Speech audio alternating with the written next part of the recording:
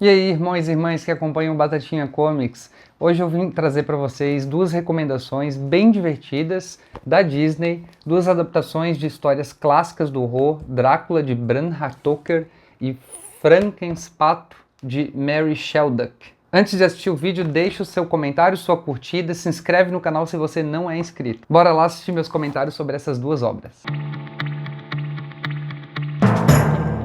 Começando por Drácula, de Bram Stoker, escrito por Bruno Enna e desenhada por Fabio Celloni. É com C, mas eu acho que pronuncia Celloni italiano, mas não tenho certeza. Celloni, sei lá.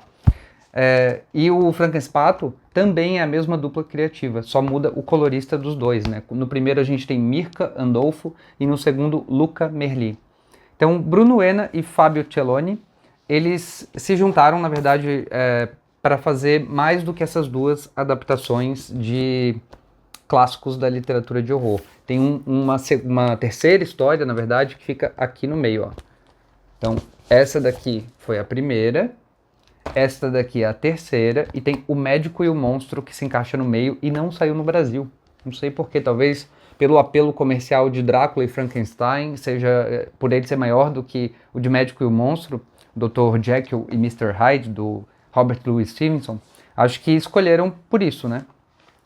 E aí hoje em dia se publica pouca coisa disso aqui, dessas graphic novels da Disney, então meio que abandonaram a ideia. Mas tem textos bem legais no final de cada história dessa daqui, onde o Bruno Enna narra como que funcionou a criação dessa adaptação, de onde surgiu a ideia. Isso foi publicado originalmente na revista Topolino, que é uma revista da Disney na Itália, onde se publica de tudo, né? Há muitos e muitos e muitos anos. Quadrinhos da Disney são muito fortes na Itália.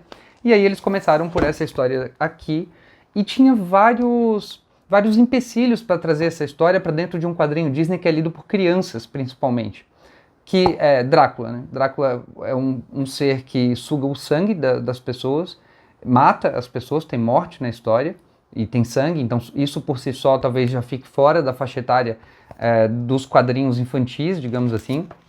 Então teve esse desafio de trazer essa história para um universo que fosse infantil, mas que não deixasse de lado a essência do livro, a essência da história, e ainda agradasse os adultos. No meu caso agradou, é uma história, as duas são bem divertidas e despretensiosas. O próprio Bruno Enna fala que o intuito não era assustar, e realmente não assusta, mas diverte, e diverte bastante. Então nessa primeira história aqui, a gente tem uma adaptação praticamente fiel nos grandes pontos ali da obra do Bram Stoker, onde a gente tem o Mickey no papel do Jonathan Hatker. Eu acho que é isso. Todos os nomes têm algum tipo de trocadilho. Jonathan Hatker.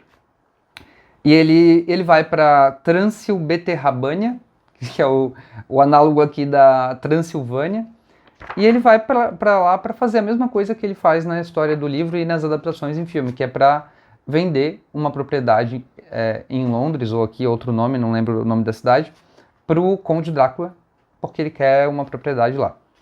Então, a história se mantém mais ou menos a mesma que toda a história de Drácula que já existiu, baseado no livro do Bram Stoker. Ele vai lá, ele vende a propriedade para o Drácula, ele fica preso no castelo, o Drácula vem para Londres no navio, e ele seduz a Mina, né?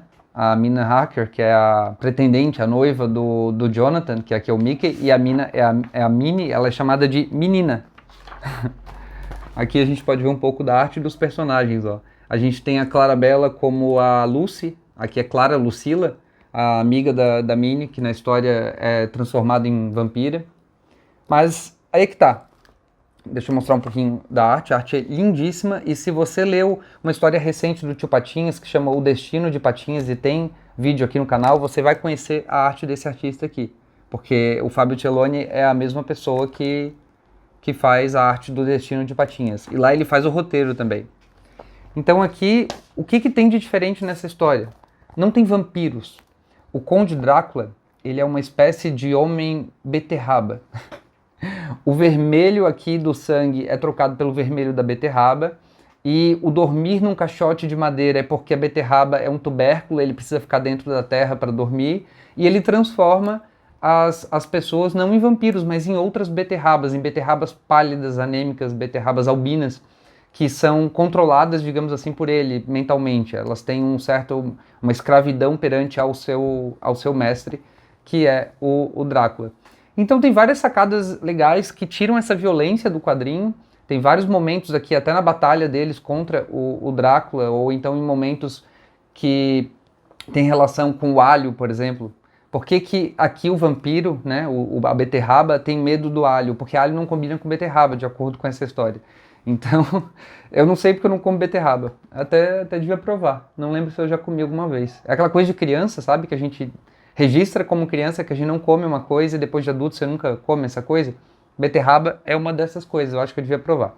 Então o alho tem essa jogada, o sol tem essa jogada também, que a beterraba não pode ficar no sol. E tem uma coisa muito legal aqui, que é mesmo com todas essas brincadeiras, tirando a história e os personagens do vampirismo, o Pateta, que aqui representa o personagem Van Helsing da história do Drácula, ele ainda carrega uma bolsa com uma estaca de madeira e um martelo. E aí você fica pensando, tá, mas onde isso se encaixa na questão da beterraba? O sol tudo bem, o alho tudo bem, mas onde uma estaca de madeira e um martelo se encaixa? E aí, a revelação disso se dá no último quadro, da última página desse quadrinho aqui. E é muito divertido, muito legal, uma sacada muito boa do Bruno Ena e do Fábio Celoni. E aí em Frankenpato, que eu ainda gostei mais, eu preferi essa daqui, mas as duas são divertidas e valem a leitura. No Frankenpato a gente tem uma adaptação fiel também da história da Mary Shelley, na medida do possível. Mais uma vez, eles tiram aqui a questão da violência. O Frankenstein, o monstro de Frankenstein original, era um ser feito com defuntos, né, com cadáveres, pedaços de outras pessoas costurados e tudo mais, e gente morta. E o Dr. Victor Frankenstein era um cara meio pirado, um cara que escavava pessoas de dentro de suas covas e montava um outro ser humano para criar o monstro de Frankenstein, né? Aqui a sacada é muito legal. E eu vou ter que dar um leve spoiler do que é essa sacada para construir o monstro do Frankenstein, saindo da violência, saindo da trama adulta e trazendo isso para um universo infantil. Porque, para poder comentar isso aqui, o porquê que é genial, eu vou ter que falar isso. Então é o seguinte, o Victor Frankenstein, durante a história, ele faz muitos desenhos. A criação dele é toda envolvendo desenhos em papel. Então ele cria criaturas desenhadas e tudo mais, tudo isso, só desenho. Ele estuda muito outras personalidades que aparecem aqui, só que com o seu nome alterado para alguma coisa de pato. Tipo, ao invés de Frankenstein é Frankenspato. Tem o Patacelso e tudo mais. E aí, a questão do monstro de Frankenstein é porque ele tem uma ideia mirabolante de transformar um desenho em um desenho animado. Isso é muito legal, porque ele anima um corpo na história do Frankenstein original, e aqui ele anima um desenho. E esse animado cria várias camadas aqui, porque é animado no sentido de estar vivo, né, de andar e tudo mais, mas também porque é um desenho literalmente animado, feito de papelão. Ele faz todos os personagens aqui de papelão. Tem uma jogada também com uma brincadeira de palavras aqui, com o original em francês. Eu acho que em italiano também tem duas línguas que é falado aqui nos extras do porquê que isso aqui faz mais sentido. Que é o papelão é chamado de carton. Eu acho que é assim que se pronuncia. E carton parece cartoon. E cartoon é desenho animado e tudo mais. Então tem toda essa linha de raciocínio, né? Aqui acabou perdendo um pouco isso, porque a gente não chama papelão de carton, nem nada desse tipo.